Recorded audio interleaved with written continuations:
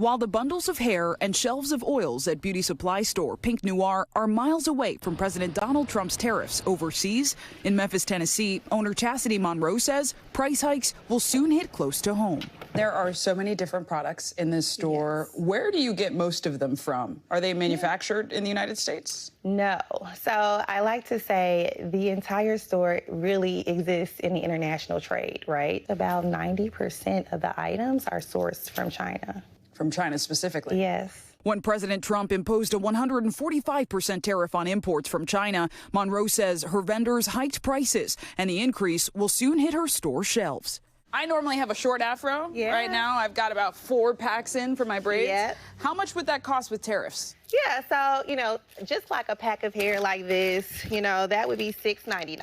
So this could very well be double the price. So a lot of these increases are ultimately, it sounds like, going to the consumer.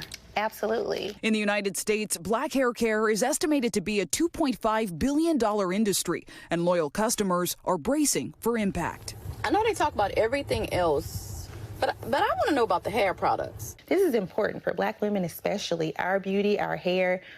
Sometimes we may not even be able to get a job if we don't look a certain way. Foreign suppliers are critical to small businesses like Monroe's. Some vendors encouraging buyers to take advantage of the now 90-day pause on tariffs for other countries, like Cambodia, where Butter Baby Hair Imports owner Shadara McGilberry sources her products. We're not passing that on to the customers at the moment. Do you expect that to change? Most definitely. It's definitely going to have to change. If it doesn't change, we'll end up going out of business. Economist Trevon Logan says many Black-owned mom-and-pop shops aren't in a position to adjust to a global trade war. The smallest fish in the largest possible pond does not have that sort of negotiating power.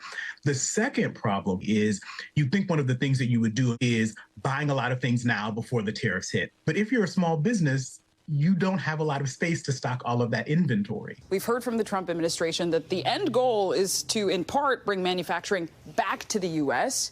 You've said that because of some of the pricing, you might bring these products, the manufacturing, to the country. So is it working? I think it is working, but it's not working. So it becomes unaffordable. At Pink Noir, Monroe also sells her own hair care line. Since the tariffs, she's explored making the products here in the United States. The minimum order quantities are astronomical for a small business. And I've been struck that throughout this conversation, often you've had a bit of a smile.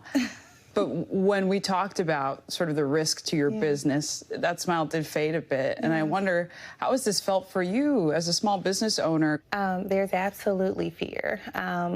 But I will say this, we are resilient. I come from a resilient people. For me, this is a legacy. It's not just a beauty, a place where people are getting pretty. This is a community thing. So all of the work we've all done as a community then goes down the drain. And that's what I'm fearful of. Thanks for watching. Stay updated about breaking news and top stories on the NBC News app or follow us on social media.